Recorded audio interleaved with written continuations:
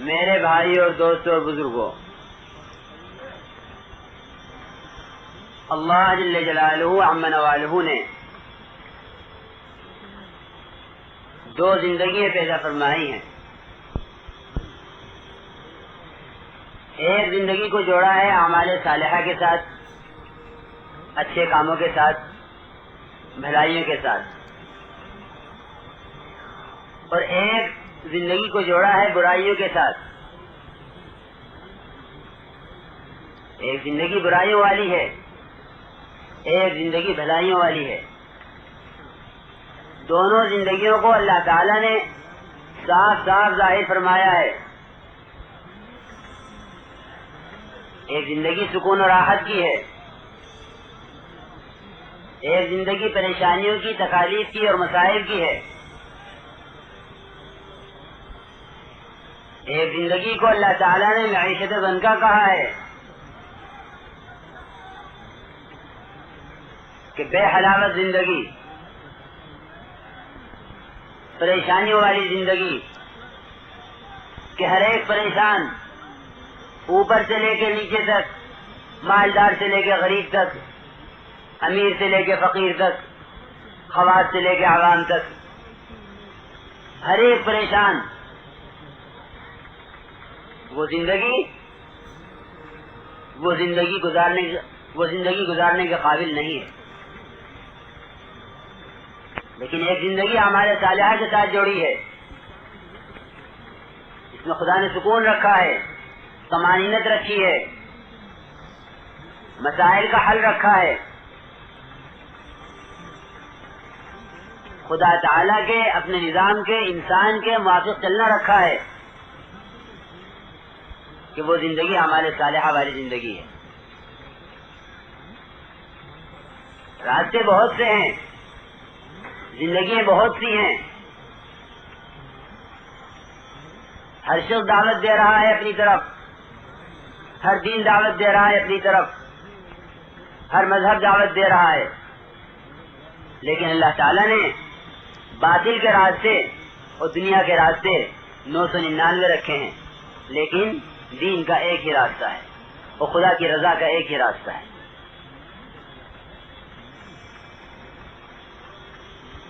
کہ ایک وہ زندگی ہے جس پر انسان اس وقت بھی ناکام اور آئندہ بھی ناکام، اور ایک زندگی وہ ہے جس پر انسان دنیا میں بھی کامیاب، آخرت میں بھی کامیاب. لیکن یہ ہر انسان کی فطرت ہے کہ جس چیز کو میں دیکھ نہیں لوں گا اس کا میں یقین نہیں کروں گا. جو چیز میرے مشاہدے میں آ جائے میں اس چیز کے لیے قدم نہیں اٹھاؤں گا.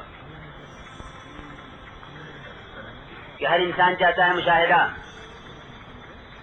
کہ میاں یہ کر لو فنا فائدہ ہوگا، کہ مجھے اس کی مثال دو. کسی نے ایک کاروبار کیا ہو، اس کو فائدہ ہوا ہو تو میں کروں، اور اگر اس میں گھاٹا ہے تو میں نہیں کرتا. اس بات کو واضح کرنے کے لیے، اس بات کو صاف صاف طور پہ بتانے کے لیے انبیاء علیہ الصلوۃ والسلام تشریف لائے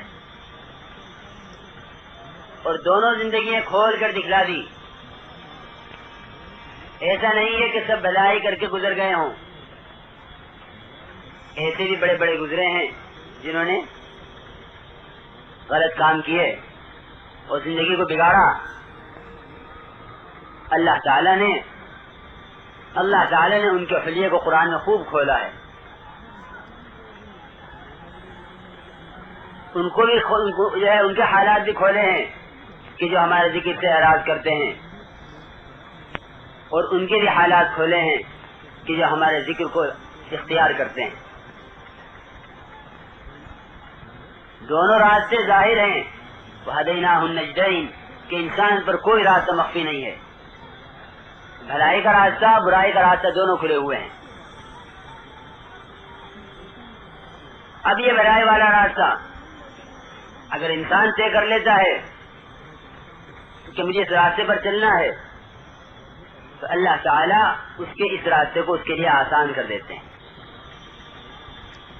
جو غلط راستے پر چلنا چاہتا ہے اللہ تعالیٰ اس کے لیے غلط راستے کو اسی طرح کھول دیتے ہیں جس طرح صحیح چلنے والوں کے لیے صحیح راستے کھول دیتے ہیں. کسی کے لیے کوئی دقت پریشانی نہیں ہے کہ کوئی آدمی غلط راستے پر چلنا چاہے نہ چل سکے اور کوئی صحیح راستے پر چلنا چاہے نہ چل سکے. جنہوں نے غلط کیا پورا پورا کیا، جنہوں نے صحیح کیا پورا کیا. کہ پھر اعمال صالحہ کے ساتھ اللہ تعالی نے دو چیزیں رکھی ہیں، ایک اعمال صالحہ کا وقتی فائدہ اور ایک اعمال صالحہ کا بدلہ. بدلہ اپنے وقت پر ملتا ہے جب کام پورا ہو جاتا ہے، اور فائدہ وہ کام کے درمیان ملتا رہتا ہے. کہ دنیا میں اعمال صالحہ کا فائدہ ہے اور آخرت میں اعمال صالحہ کا بدلہ ہے. میں نے جو آیت پڑھی ہے، آیت شریفہ، من عمل صالحا من ذکر او انثى وهو مؤمن فلنحيينه حیاتا طیبہ. حیات طیبہ آخرت کی زندگی مراد نہیں ہے، حیات طیبہ سے یہی دنیا کی زندگی مراد ہے کہ آدمی سکون کی اور راحت کی اور آدمی اطمینان کی زندگی گزار کر جائے. ایک ہے زندگی گزار کر جانا اور ایک ہے زندگی بنا کر جانا.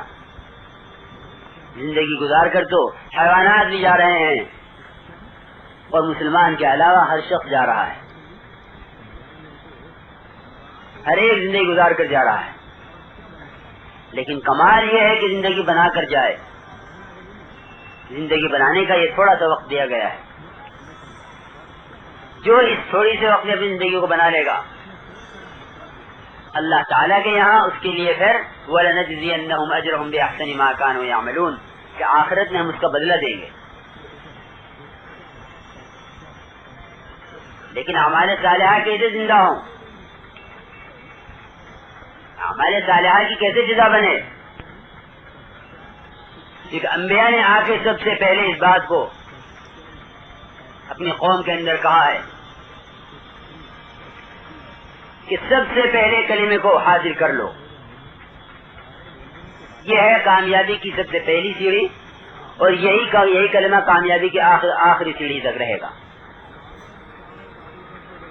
نہ آ کر ملک و مال کی طرف دعوت دی، نہ آ کر چیزوں کی طرف دعوت دی، نہ آ کر زمینوں کی طرف دعوت دی،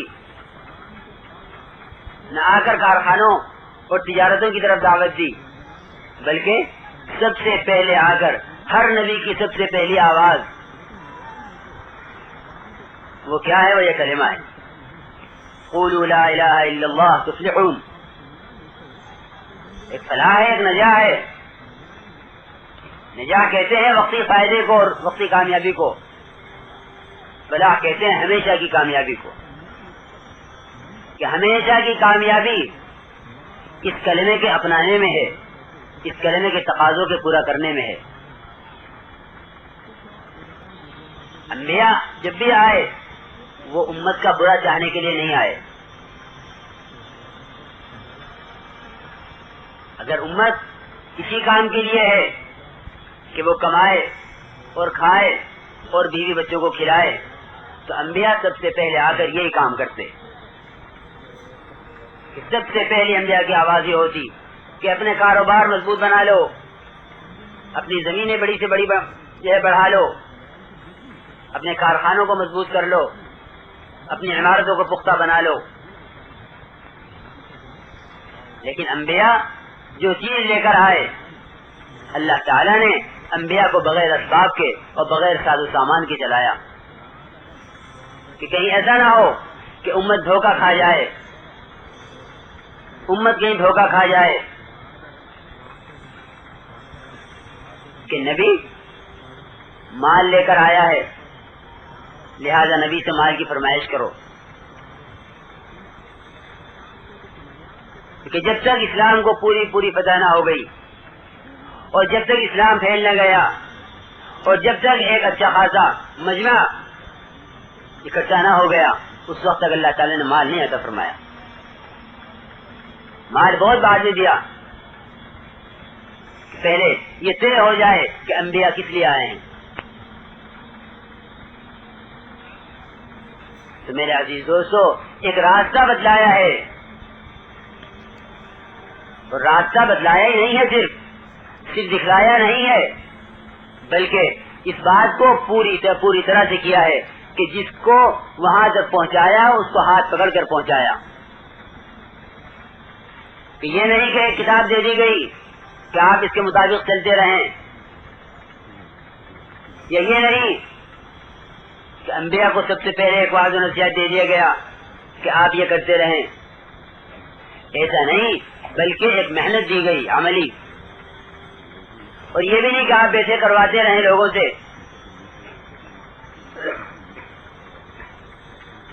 بلکہ غزوات اور سرایا جماعتوں کا بھیجنا اور حضور پاک علیہ الصلوۃ والسلام کا خود دعوت کے لیے جانا یہ پہلے دن سے ہے.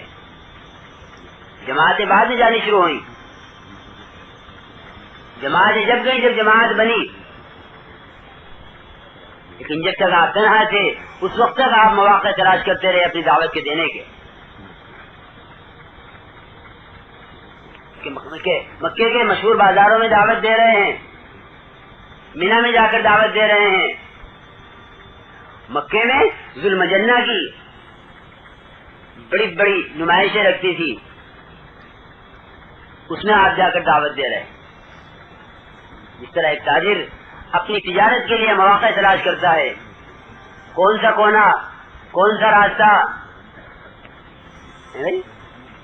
یہ کہ سب سے زیادہ قیمت کونے کی دکان کی، اور سب سے زیادہ قیمت اس زمین کی جو زمین سڑک کے کنارے مل جائے. سبحان اللہ. اس طرح مواقع تلاش کرتا ہے تاجر اپنی دکان کے لگانے کے، اپنی آواز کے لگانے کے. اسی طرح جناب رسول اللہ صلی اللہ علیہ وسلم وہ مواقع تلاش کیا کرتے تھے اپنی دعوت کے دینے کے.